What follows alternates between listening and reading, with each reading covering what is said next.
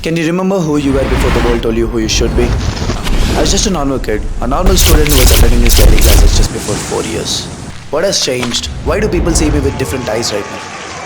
Well, I'm not sure of what exactly happened, but if there's one thing that I've learned in my life till now, it is this. Do what your heart tells you to do. You're not bound to follow the orders and become a slave that they want you to be. Learn what you want to learn, do what you want to do, just prove them wrong. Never forget this.